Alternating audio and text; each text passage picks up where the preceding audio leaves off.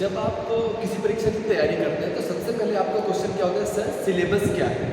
जब आप ये पूछते हैं सिलेबस क्या है तो उसका सीधा सा मतलब है कि उस सिलेबस से ही प्रश्न आएंगे। लेकिन पिछले कुछ सालों से अगर आप गौर करेंगे तो देखेंगे कि जो आयोग है, जो एसएससी है, वो बहुत से ऊट पटांग से सवाल पूछ रहा है और सिलेबस से कहीं से भी उसका कोई दूर दूर तक नाता नहीं है।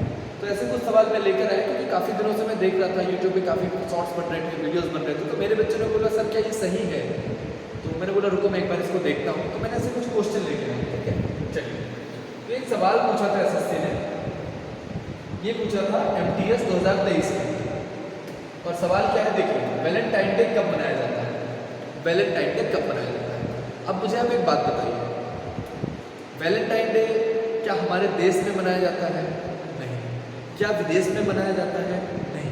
वैलेंटाइन डे जैसे नाम की कोई चीज़ नहीं है, वो एक युवा पीढ़ी है जो एक विशेष कारण से अपना एक त्यौहार की तरह मनाती है, लेकिन उसका कोई कहीं संदर्भ नहीं मिलता, ना इतिहास में मिलेगा ना आपको कहीं, ठीक है। तो वैलेंटाइन डे कब मनाया जाता है, ये सवाल पूछने का मतलब क्या औचित्य है कमीशन का, वो क्या चाहती है कि बच्चों को ये पता होना चाहिए, मुझे तो समझ में नहीं आता। अगर आप लोग को समझ में आता है तो आप कमेंट सेक्शन में मुझे बता सकते हैं, ठीक है।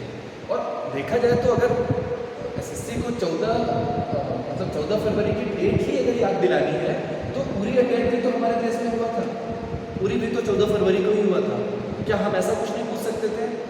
अगर आपको जनरल नॉलेज ही चेक करना है बच्चों को कि उनको तिथियाँ याद रहती है कि नहीं, है ना। और आज मैं हिस्ट्री पढ़ा रहा था बच्चों को, तो एक चीज़ मुझे दिखी कि 14 फेब को ही जो अकबर है उसका राज्याभिषेक भी हुआ था। तो अगर एसएससी को हिस्ट्री पूछना है या कंटेम्प्रेरी चीज़ें पूछनी है, करंट अफेयर्स पूछना है, तो उसके पास और भी बहुत सारे प्रश्न हैं। लेकिन वैलेंटाइन डे कब मनाया जाता है इसके पीछे का कोई लॉजिक समझ में नहीं आता, ठीक है। चलिए अब एक और क्वेश्चन देखते हैं। अब एक प्रश्न और देखिए, लंदन ठुमकता, लंदन ठुमकता ये गाना है, उस गाने का प्रश्न पूछा है कि ये किस मूवी का है, विच मूवी, और ये कब पूछा गया है? 2024 में, 2024 में। अब मुझे आप ये बताइए, लंदन ठुमकता जो क्वेश्चन है या जो वर्ड है, ये जो गाना है, इसका आपके सिलेबस से कहीं कोई लेना देना है? कहीं भी कोई लेना देना? या फिर ये लंदन ठुमकता गाने से कुछ ऐसा हुआ हो कि इंडिया की जो सॉफ्ट पावर है वो विदेशों में बहुत ज़्यादा हो गई हो, कुछ भी ऐसा आपको लगता है कि इस गाने से हुआ है? या फिर ये गाना किस मूवी का है, ये बच्चे को जानना ज़रूरी है, बजाय ये कि आप ये देख रहे हैं कि बच्चे को संविधान पता हो, भूगोल पता हो, देश की राजनीति पता हो। आप ये नहीं चेक कर रहे हैं, ये पूछ रहे हैं कि बच्चे को लंदन ठुमकता पता है कि नहीं, है ना। इसीलिए मैं कह रहा हूँ बहुत ऊट पटांग से सवाल पूछ रहे हैं। इसका कहीं से कोई तर्क नहीं बनता कि आप बच्चे में चेक क्या कर रहे हो कि भाई बच्चे को ये आना चाहिए तो हम उसको एलिजिबल मानेंगे। आपने ये अलग ही एक एलिजिबिलिटी का क्राइटेरिया बना दिया है कि अब बच्चे अपना सिलेबस ना पढ़ के अब फिल्में देखें, गाना सुने और rose day, Valentine day, chocolate day, पता नहीं कौन कौन से डे उधर फोकस करें, है ना। तो मुझे तो इसका कोई लॉजिक समझ में नहीं आता। अगर आपको आता है तो प्लीज़ कमेंट सेक्शन में आप मुझे बता सकते हैं। उसके बाद तब भी कमीशन को तो शर्म नहीं आई, तो उसने क्या किया, उसी साल जीडी में फिर से ये क्वेश्चन डाल दिया। जीडी में क्या लिखा, लंदन ठुमकता। पता नहीं लंदन ठुमकता से क्या इनका ऐसा रिलेशन है, इतना पसंद आ गया। उस गाने को लेकर इन्होंने ये पूछा अब इसने गाया किसने है, अब गायक का नाम बताओ। अब अगर आप उस गाने को ले, ऐ मेरे वतन के लोगों, कुछ ऐसे गाने थे, है ना, जिसको हमें जानना ज़रूरी है क्योंकि उसको मतलब वो पूरा देश दुनिया सभी लोग सुनती है और वो कहीं ना कहीं हमारी देशभक्ति के लिए भी ज़रूरी है।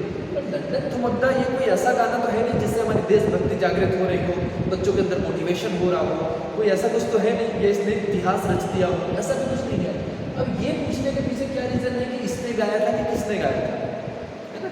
मतलब बच्चे अब अपनी किताबें छोड़ के, पॉलिटी, हिस्ट्री, ज्योग्राफी, इकोनॉमी सब कुछ छोड़ के फिल्म इंडस्ट्रीज में कौन सी वेब सीरीज़ बन रही है, उस वेब सीरीज़ में किसने गाना गाया, कौन सा गाना गाया, कब गाना गाया, अभी आप क्वेश्चन और देखिएगा तो हद हो जाएगी।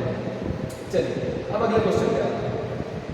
अब आपको एक चीज़ और ध्यान रखना है, आप अगर न्यूज़ में कहीं पढ़ रहे हो कि किसी अभिनेत्री ने अपने कपड़े फाड़ के फेंक दिए, तो आपको वो लिखना पड़ेगा, याद रखना पड़ेगा कि कब किस अभिनेत्री ने कौन से कपड़े पहने थे, कब किस अभिनेत्री ने कौन से कपड़े नहीं पहने थे, है ना, वो सब याद रखना पड़ेगा। क्यों? क्योंकि आप देखिए सौरव गांगुली ने अपने टी शर्ट कहाँ वेव की थी, अब आप बताइए।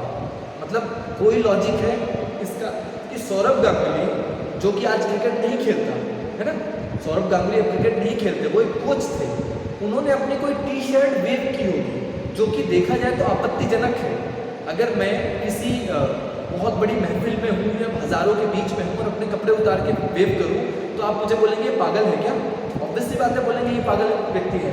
लेकिन सौरव गांगुली ने अपनी जो टी शर्ट है उसे वेव कर दी, तो उसके पीछे एसएससी ने इतना पागल हो गया कि क्वेश्चन पूछ रहा है कहाँ पर वेव की थी। आप ये नहीं देख रहे हो कि ये गलत काम है, आप बच्चों को बढ़ावा दे रहे हो ये देख के कि सौरव गांगुली टी शर्ट को कर रहा है तो उसका आप क्वेश्चन बना रहे हो। और ये न्यूज़ चैनल ये ओम कश्यप, अंजना ओम कश्यप, इन लोग को जरा से भी शर्म नहीं आती कि कभी ऐसे टॉपिक पे आप न्यूज़ चैनल में डिबेट करो। वो किस पे डिबेट करेंगे, यूट्यूब चैनल में टीचर ऐसे पढ़ा रहा है, टीचर वैसे पढ़ा रहा है। क्या कभी आज तक किसी अंजना ओम कश्यप जैसे किसी भी एंकर की बात कर रहा हूँ कि आपने देखा कि ऐसे क्वेश्चन पे एक बार सवाल उठाए कि देश का जो कमीशन है, जो बच्चों को चयन करने की प्रक्रिया है वो कितने नीचे गिर गई। क्या आज तक कभी भी देखा आपने ऐसा कुछ? नहीं देखा, क्योंकि वो करेंगे नहीं ऐसा, है ना। चलिए अब एक और सवाल, ड्रीम गर्ल के नाम से कौन प्रसिद्ध है? ड्रीम गर्ल, ड्रीम गर्ल के नाम से कौन प्रसिद्ध है? ये भी बेतुका सा सवाल है, मतलब कोई सेंस नहीं बनता आपका क्या टॉपिक है। ठीक है, अगर आप मान भी लें कि कला, आर्ट एंड कल्चर हमारा एक टॉपिक है, लेकिन आर्ट एंड कल्चर ये वो वाला आर्ट एंड कल्चर नहीं है कि आपने कपड़े उतार दिए, वेव कर दिए तो वो आपका आर्ट एंड कल्चर हो जाएगा। वो कोई कल्चर का पार्ट नहीं है, है ना। कल्चर बनने में सदियां लगती हैं, है ना। आज से 200, 300, 400 साल बाद आज का जो हमारा वो है इसे कल्चर बोला जाएगा, ना कि आज ही किसी ने कुछ नया कर दिया, जीन्स फटी जीन्स पहन के घूम गया। तो कल एसएससी ने सवाल पूछ दिया कि फटी जीन्स पहनी थी तो किस ब्रांड की थी। ऐसे थोड़ी होता है, बच्चे ब्रांड थोड़ी देखते बैठेंगे कि उसकी जो चड्डी थी वो कौन से ब्रांड की थी या कितने मीटर की चड्डी थी, ये थोड़ी कोई वो करते हुए। चलिए अब एक और सवाल, why this Cola very D. आपने ये गाना तो सुना ही होगा, वाई दिस कोला वेरी, बहुत ज़्यादा चर्चा में था। ठीक है, अब क्यों चर्चा में था ये मुझे नहीं पता, शायद आपको भी नहीं पता होगा, बस सुन के अच्छा लग रहा था इसलिए ये चर्चा में था। ठीक है, चर्चा में होना एक अलग चीज़ है, चर्चा में तो बहुत सारी चीज़ें रहती हैं, अच्छी चीज़ें, खराब चीज़ें, बहुत सारी चीज़ें चलती, तो क्या वो हमारे सिलेबस का पार्ट बन जाएगा? नहीं। अब इसने गीत किसने गाया, गीत किसने गाया? अब ये कोई वंदे मातरम या कोई ऐसा गीत तो है नहीं, या जनगण मन है या वंदे भारत है या वंदे मातरम, ऐसा कोई गीत है जिसको गाने के लिए हमें याद करना पड़ेगा रविंद्रनाथ टैगोर या बंकिम चंद्र चटर्जी, हमें याद करना पड़ेगा, है ना। तो वो किसने गाया? वो गाया धनुष ने। लेकिन धनुष कौन है, मतलब धनुष कौन है आप मुझे बताइए। कोई मंत्री है, कोई मिनिस्टर है, या कोई ऐसा एक्टर है जिसने देश के लिए बहुत कुछ कर दिया हो, या आप किसी विदेश में जाके धनुष का नाम बोले तो उसे कोई पहचानता हो, है ना। जैसे आप विदेश में जाके अगर आप लता मंगेशकर का नाम लेंगे तो लोग आपसे रिस्पेक्ट से बात करेंगे। ए आर रहमान का नाम लेंगे तो रिस्पेक्ट से बात करेंगे कि अच्छा ये ए आर रहमान जिस देश का है उस देश के लोग हैं। लेकिन आप इसका नाम बता के देखिए, कोई पहचानेगा आपको? इस व्यक्ति के नाम से सवाल पूछने का क्या औचित्य है? मुझे कोई एसएससी वाले अगर कोई देख रहा हो तो बस एक कमेंट करके बता दें, ठीक है। और हाँ, एक चीज़ और, मैंने बोला चलो हो सकता है मेरी इंग्लिश वीक है तो हो सकता है why this Cola very D का कुछ ऐसा मतलब हो जिससे देश का युवा को अपना मतलब कुछ विस्तार करने का हो, युवा को मोटिवेशन मिलता हो। तो मैंने सर्च किया कि why this Cola very D का मतलब क्या होता है। तो इसका मतलब क्या होता है, कोला वेरी का मतलब होता है तमिल भाषा का एक वाक्यांश, खून करने वाला गुस्सा।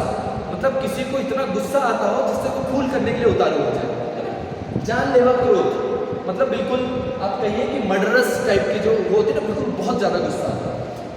उसके बाद डी का मतलब क्या होता है, लड़की या महिला को अनौपचारिक तरीके से संबोधित करना। मतलब किसी महिला को, लड़की को अनौपचारिक तरीके से जब संबोधित किया जाता है तो उसको बोला जाता है डी। डी का मतलब दीदी वाला डी नहीं है। अब इसका क्या मतलब हो, why this Cola very D का मतलब लड़की तुम्हें इतना जानलेवा गुस्सा क्यों आता है। ये मतलब आपको लगता है कि इसका आपके सिलेबस से, इतिहास से, भूगोल से, इकोनॉमी से, पॉलिटी से कोई भी रिलेशन है कि ए लड़की तुम्हें इतना ज़्यादा गुस्सा क्यों आता है? इस पे हमारी एसएससी सवाल पूछ रही है, किसने गाया इतना मतलब महान गाना, किसने गा दिया कि उसका मतलब ये है, वो लड़की मेरे प्रति इतनी नफरत, गुस्सा तुम्हें क्यों है। मतलब आपको लगता है ठरकपन दिख रहा है, आप जो पेपर बना रहे हैं, जो पेपर सेट कर रहे हैं, उसका ठरकपन आप देख रहे हैं। वो लड़की, ये लड़की, ये सब क्या चल रहा है? मतलब बच्चों से आप ये एक्सपेक्ट कर रहे हो कि अपनी किताबें छोड़ के ए लड़की वो लड़की करते हुए घूमे। सौरभ गांगुली कहाँ अपने कपड़े फाड़ रहा है वो देखें। उसके बाद एक जय हो गीत है, ठीक है, जय हो गीत किस फिल्म से लिया गया है। अब जो जय हो गीत है आप गूगल में सर्च करके देखिए, जय हो, केवल जय हो करके देखिए, आपको 10 से 12 ऐसी लिस्ट आ जाएगी, ठीक है, 10 से 12 ऐसी लिस्ट आ जाएगी। आप यहीं पर देखिए, जय हो A.R. रहमान स्लमडॉग मिलियनेयर का था, जय हो यू आर माई डेस्टिनी, जय हो 2014, बहुत सारे गाने हैं। अब गानों के ऊपर सवाल पूछ रहे हो, वो गाने जो मतलब देश के किसी भी हित में नहीं है, या आप ये मानो कि देश से उसका कुछ फायदा होने वाला है या देश का बहुत ज़्यादा नाम रोशन कर दिया हो, ऐसा कुछ भी नहीं है, और आप सवाल पूछे जा रहे हो। मतलब बच्चे अब सारी चीज़ें छोड़कर, और सबसे जो अल्टीमेट क्वेश्चन है, मतलब सबसे कहना चाहिए भद्दा और सबसे घटिया किस्म का जो क्वेश्चन है वो ये है, निम्नलिखित में से सबसे लंबी अभिनेत्री कौन है, सबसे लंबी अभिनेत्री। मतलब आप समझ सकते हैं ये जिसने भी पेपर सेट किया, जिसने क्वेश्चन सेट किया, उसके अंदर कितना क्या क्या भरा होगा उसके दिमाग में, कि वो अभिनेत्रियों की हाइट फिगर देख रहा है कि ये इसकी हाइट क्या है, इसकी मोटाई क्या है, इसकी चौड़ाई क्या है, ये देख रहा है। अब एक बात बताओ, दुनिया की ऐसी कौन सी किताब है जहाँ पे ये लिखा होगा कि ह्यूमा क्यूरेसी, कटरीना कैफ, दीपिका पादुकोण, प्रीति जिंटा, इनमें से लंबा कौन है और छोटा कौन है, ये कहाँ लिखा है? ऐसा कौन सा सिलेबस है, ऐसा कौन सा सिलेबस है कि ये लिखा हो? आप ये पूछ सकते हो कि निम्नलिखित में से कौन सा पद्म भूषण पाया, जितने भी पुरस्कार है उसके बारे में पूछ सकते हैं कि इनमें से फीफा जो भी इनका वो है आप वो पूछिए, कौन से किसने पुरस्कार लिए, किसने कौन से एनजीओ में काम किया, ये पूछ सकते हो। लेकिन किसकी हाइट ज़्यादा है, किसकी हाइट कम है, भाई वो हमें कैसे पता होगा?